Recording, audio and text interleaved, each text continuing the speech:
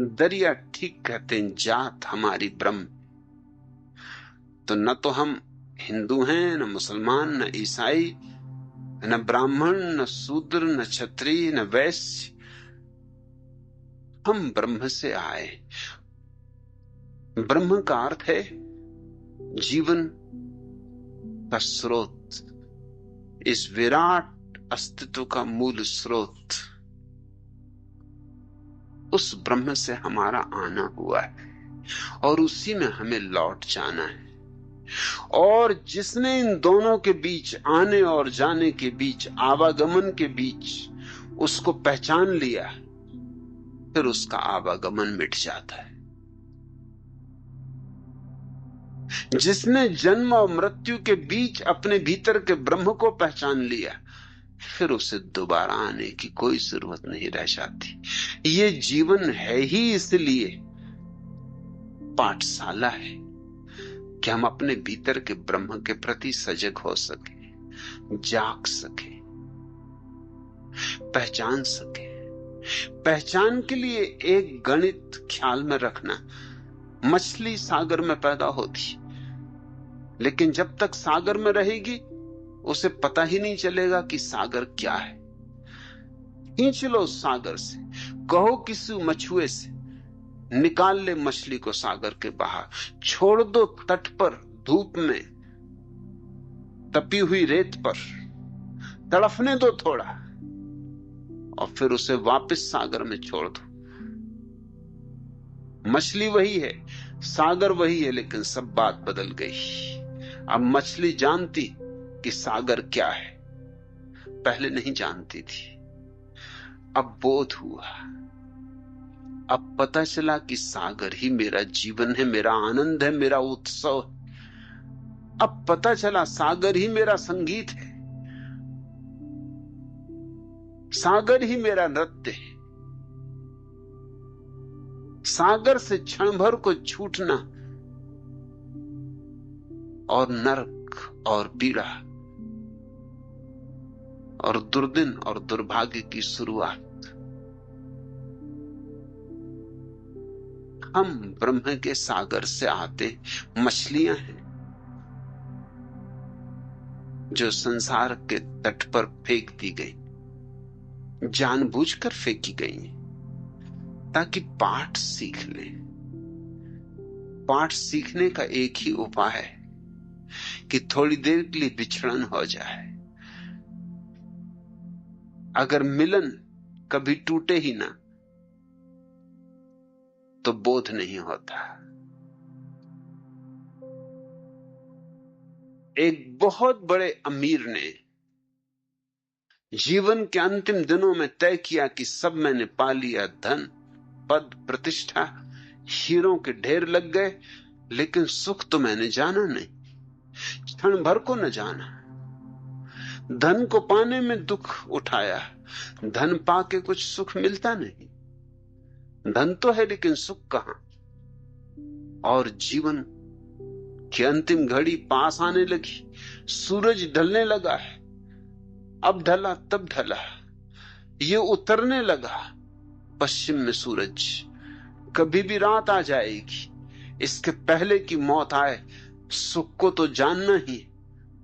तो उसने एक बहुत बड़ी झोली में बहुमूल्य हीरे जवाहरात भरे, अपने घोड़े पर सवार हुआ, बहुत फकीरों के पास गया और फकीरों से कहा ये सारा धन देने को तैयार, सुख की एक झलक दिखा दो। मगर कौन सुख की झलक दिखाए, कैसे सुख की झलक दिखाए? उत्सुक तो फकीर भी थे उसके धन को लेने में, और जो उसके धन को लेने में उत्सुक थे वे क्या खाक सुख की झलक दिखाएंगे? अभी तो उनको खुद भी झलक नहीं मिली। अभी तो वो भी सोच रहे हैं कि धन मिल जाए तो शायद झलक मिले, और आंख के होते हुए अंधे हैं। इस आदमी को धन मिल गया और धन का झोला लिए घूम रहा है कि मैं देने को तैयार हूं किसी को भी एक झलक, बस एक झलक, एक नजर भर के देख लूं सुख क्या है, कि सब निछावर कर दूंगा। फिर एक सूफी फकीर की उसको खबर मिली। लोगों ने कहा हम तो न दे सकेंगे झलक, सच तो यह है कि तुम्हारा धन देख के हमारे भीतर तुमने लालच जगा दी, हमारी न मालूम कितने दिनों की तपस्या और साधना डगमगा दी। तुम भागो यहां से, ले जाओ अपना धन। हम पहुंचे ही जा रहे थे, पहुंचे ही जा रहे थे कि तुमने चुका दिया। तुम खुद भी चूके और हमको भी चुका दिया। हाँ, एक फकीर है, वो जरा उल्टा सीधा फकीर है, शायद वही तुम्हारे काम आए। तो गया धनपति, अपने घोड़े को रोका उस फकीर के वृक्ष के नीचे, फकीर को अपनी पूरी कथा सुनाई। फकीर ने गौर से सुनी। धनपति ने अपना झोला भी खोल के दिखाया, हीरे जवाहरातों का ढेर था उसमें, अरबों खरबों के होंगे। फकीर ने कहा झोला बंद कर। झोला धनपति ने बंद किया। लगा कि फकीर है तो कुछ पहुंचा हुआ, और दूसरे फकीरों को तो झोले में एकदम रस आ गया था। एकदम उनकी आंखों से लार टपकने लगी थी। वो तो भूल ही गए थे इसको सुख देने की बात, वो तो खुद ही के सुख पाने की आकांक्षा में तल्लीन हो गए थे। इस फकीर ने कहा बंद कर ये कचरे को, झोला बंद कर। फिर कुछ सुख दिखाने की बात बने। धनपति ने झोला बंद किया। ये फकीर जजा, जिसने जीवन भर धन इकट्ठा किया उसको ऐसी आदमी जचता है। और जैसे उसने झोला बंद करके एक तरफ रखा, फकीर उठा और झोला लेके भाग खड़ा हुआ। एक क्षण को तो धनपति को कुछ समझ में नहीं आया कि क्या हो रहा है। किम कर्तव्य विमूढ़ खड़ा रह गया। जब होश आया तब तक तो फकीर ये गया वो गया, 9 तो 11 हो गया। उसको तो जगह परिचित थी, वो जंगल परिचित था, वो पास में ही बसा गांव परिचित था। इस धनपति को सब अपरिचित था। भागा एकदम उसके पीछे, बेतहासा भागा, घोड़े को भी छोड़ गया, भूल ही गया घोड़े की बात। चिल्लाता हुआ कि लुट गया, बर्बाद हो गया, मेरी जिंदगी भर की मेहनत पे पानी फेर दिया।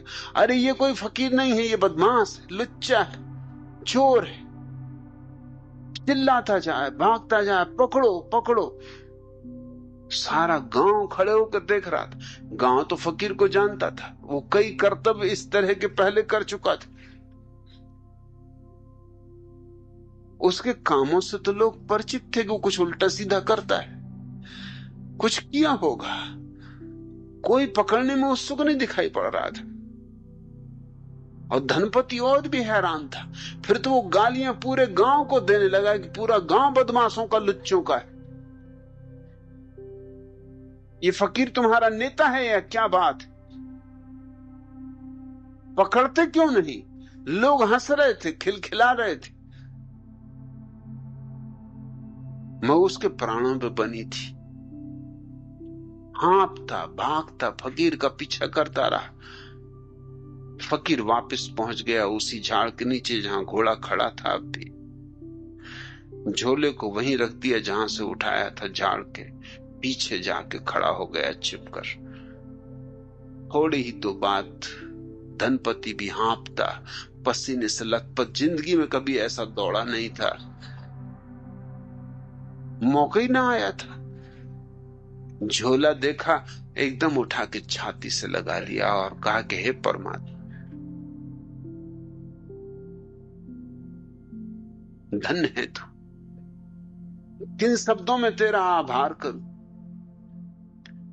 आत्मा को ऐसी शांति मिल रही, ऐसा सुख मिल रहा, कभी नहीं मिल रहा था। फकीर बोला मिला, चलो थोड़ा दर्शन तो हुआ, झलक मिली। ये धनपति को पता नहीं था कि वो झाड़ के पीछे छिपा। फकीर बाहर आ गया, अपनी जगह बैठ गया। उसने कहा देख, तू कहता था झलक दिखा दो, दिखा दी। अब अपने घर जा, अब आगे काम तू कर। तब धनपति को बोध आया, चरणों पे गिरा, कहा कि मैं पहचाना नहीं। लुच्चा लफंगा चिल्लाया, गालियां दी, पूरे गांव को गालियां दी। अब मैं समझा कि वो गांव के लोग क्यों तुम्हें नहीं पकड़ रहे थे, वो तुम्हें जानते होंगे। मगर तुमने क्या गजब किया। फकीर ने कहा, इसके सिवाय कोई रास्ता नहीं था। यही परमात्मा की विधि है और यही समस्त सद्गुरुओं की विधि है। तुमसे जब तक हटा ना लिया जाए तब तक तुम्हें पता ही नहीं चलेगा। अचानक तुम्हें सुख मिल गया। ये झोला तो तुम्हारे पास सदा से था। पहले छाती से लगा कि परमात्मा को धन्यवाद नहीं दिया, आज क्यों धन्यवाद दे रहे हो? थोड़ी देर को मछली सागर से छूट गई। ये संसार एक शिक्षण की व्यवस्था है।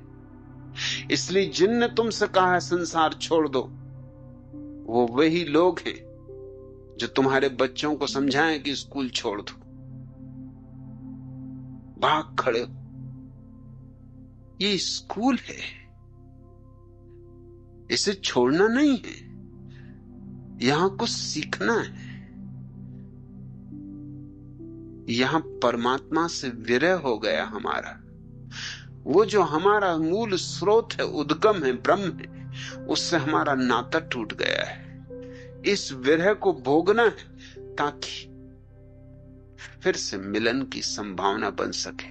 और विरह के बाद जो मिलन है उसका मजा ही और है। जात हमारी ब्रह्म है, माता पिता है राम।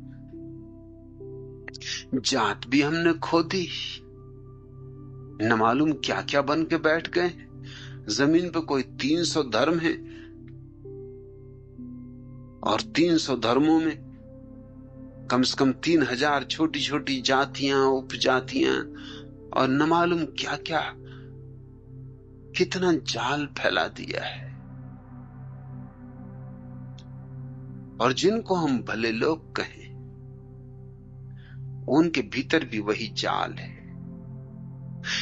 शंकराचार्य जैसे व्यक्ति को, जिनको भारतीय सोचते हैं वेदांत की पराकाष्ठा, उनको भी एक शूद्र ने छू दिया तो वो नाराज हो गए।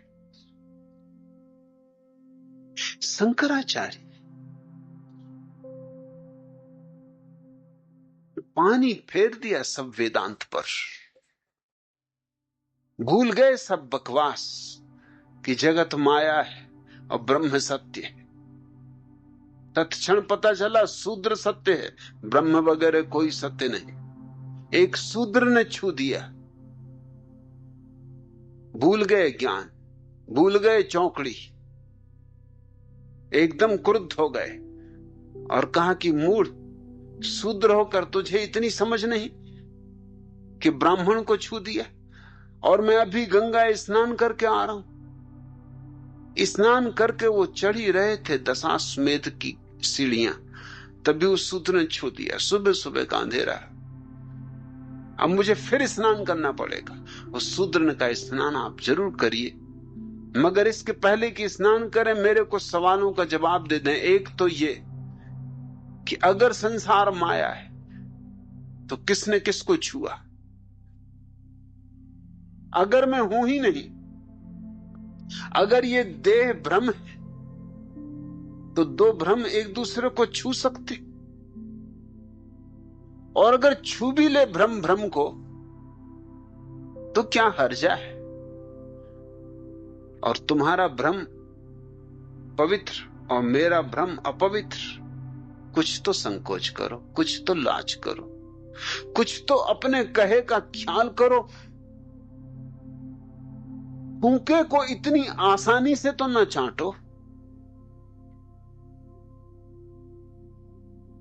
फिर मैं ये भी पूछता हूं कि गंगा में स्नान करने से शरीर पवित्र हुआ कि आत्मा पवित्र हुई? पानी शरीर को छुएगा कि आत्मा को? अगर शरीर पवित्र हुआ है तो शरीर क्या पवित्र हो सकता है? क्योंकि शरीर तो मिट्टी है। और तुम ही तो समझाते हो कि शरीर में कुछ भी नहीं। ये सारे महात्मा गण समझाते, खासकर स्त्रियों का शरीर में, क्योंकि ये सब लिखने वाले पुरुष। ये तो बड़ी कृपा है कि स्त्रियों ने शास्त्र नहीं लिखे, लिखना चाहिए उन्हें। सारे पुरुष हैं लिखने वाले, स्त्रियों को तो पढ़ने भी नहीं देते। उनके लिए तो बना दिया है कुछ अलग ही हिसाब। रामायण पढ़ो, सत्यनारायण की कथा पढ़ो, कूड़ा करकट, उपनिषद नहीं। जो कीमती है वह नहीं। क्या स्त्री बुद्धि समझेगी कीमती को? वो तो पुरुषों की बात है। पुरुष पढ़ेंगे उपनिषद और स्त्रियां बाबा तुलसीदास की चौपाइयां रटेंगी। और उन्हीं बाबा तुलसीदास की जो कह गए स्त्रियों को कि ढोल गंवार शूद्र पशु नारी ये सब ताड़न के अधिकारी, स्त्रियां इन्हीं को घोंट रही। स्त्रियों को वेद पढ़ने की मनाही, और पुरुष स्त्रियों के संबंध में क्या क्या कहते रहे कि स्त्री का शरीर है क्या? मांस, मज्जा, मवाद, खून, वात, पित्त, कफ। जैसे पुरुष के शरीर में कोई हीरे जवाहरात, स्वर्ण भस्मी। ये पुरुष का शरीर आता कहां से? ये आता है स्त्री के गर्भ से। वही बात, पित्त, कफ। लेकिन स्त्री का शरीर सिर्फ मल मूत्र, और पुरुष का शरीर जीवन जल। जी भर के पियो।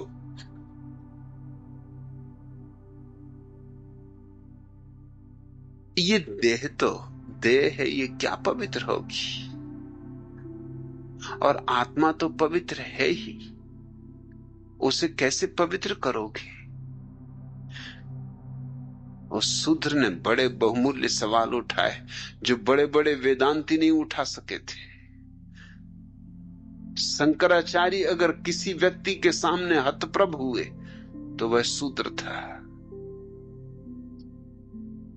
मगर शंकराचार्य को भी हाल नहीं कि जगत को ब्रह्म कह रहे हैं, तो इसका क्या अर्थ होगा? फिर कैसा ब्राह्मण, फिर कैसा शूद्र? जातियों पे जातियां बन गई। बड़ी सेवा में रत हैं लोग, बड़े धार्मिक कार्यों में लगे, मगर मौलिक भ्रांतियां वही की वही। मदर टेरेसा को नोबेल प्राइज मिली क्योंकि उन्होंने गरीबों की बड़ी सेवा की। वह सरासर झूठ बात है, वह सिर्फ पाखंड है, ऊपरी बकवास है, भीतर बात कुछ और है। अनाथालय खोल रखे, विधवा आश्रम खोल रखे, वे तरकीबें कि कैसे स्त्रियां, कैसे अनाथ बच्चे ईसाई हो जाएं, और ईसाई ही नहीं, कैथोलिक ईसाई होने चाहिए। अभी एक प्रोटेस्टेंट परिवार ने अमेरिका से आके मदर टेरेसा से प्रार्थना की कि मैं एक बच्चे को गोद लेना चाहता हूं, हमारा कोई बच्चा नहीं। तो उन्हें फॉर्म दिया गया भरने को, जिस फॉर्म में पहली बात यह थी कि बच्चा तभी गोद मिल सकता है जब आप कैथोलिक ईसाई हो। वो प्रोटेस्टेंट परिवार तो हैरान हुआ। उसने कहा ईसाई हम भी हैं, ईसाई तुम भी हो, थोड़ा सा फर्क है कि हम प्रोटेस्टेंट हैं, तुम कैथोलिक हो। कोई भारी फर्क नहीं, वही बाइबल मानते हम, वही तुम, वही जीसस, वही हम। थोड़े कुछ दो कौड़ी के भेद। और तुम तो मनुष्य जाति की सेवा में तत्पर हो, तुम्हें क्या फर्क पड़ता है? लेकिन नहीं, प्रोटेस्टेंट परिवार को ईसाई होते हुए भी बच्चा गोद लेने का हक नहीं दिया गया। ये सब जालसाजियां, ऊपर बड़ी ऊंची ऊंची बातें, ये अनाथालय, ये विधवा आश्रम, ये दीन दरिद्रों की सेवा और कुछ भी नहीं है सिवाय कैथोलिक ईसाई धर्म का प्रचार। कैसे कैथोलिकों की संख्या दुनिया में बढ़ जाए। पुराने समय में लोग एक दूसरे से तर्क वितर्क करके तय करते थे कि कौन सही। फिर बात और बिगड़ी, तर्क वितर्क का जमाना गया, क्योंकि तर्क वितर्क वर्षों लेते हैं फिर भी निर्णायक नहीं होते। कौन निर्णय कर पाया, कौन आस्तिक किसी नास्तिक को समझा पाया है कि ईश्वर है, और कौन नास्तिक किसी आस्तिक को समझा पाया है कि ईश्वर नहीं। कौन जैन हिंदू को समझा पाया है, कौन हिंदू जैन को समझा पाया है। वो समझाने का मामला बहुत लंबा है। इसलिए मुसलमानों ने संक्षिप्त मार्ग लिया, तलवार। कहां की बकवास में पड़े, निपटारा अभी करो, नगद करो, जिसकी लाठी उसकी भैंस,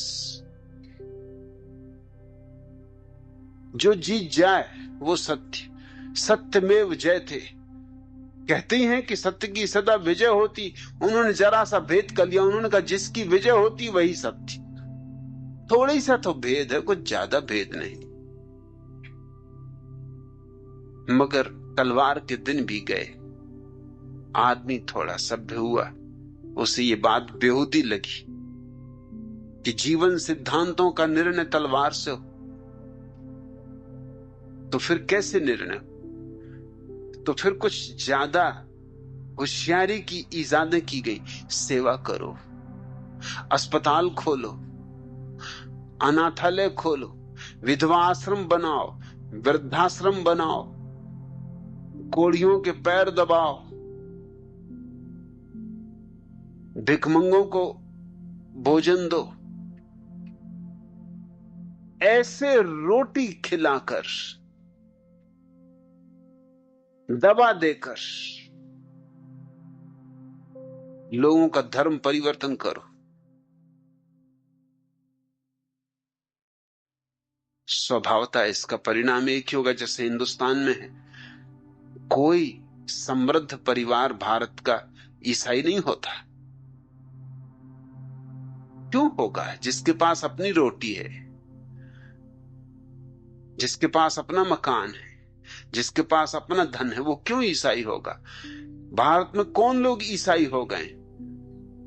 आदिवासी, नंगे, भिखमंगे, भूखे, दीन दरिद्र, अनाथ, अपंग, वे सारे के सारे ईसाई हो गए। जातियों पर जातियां, धर्मों पर धर्म, उनके भीतर छोटे छोटे टुकड़े।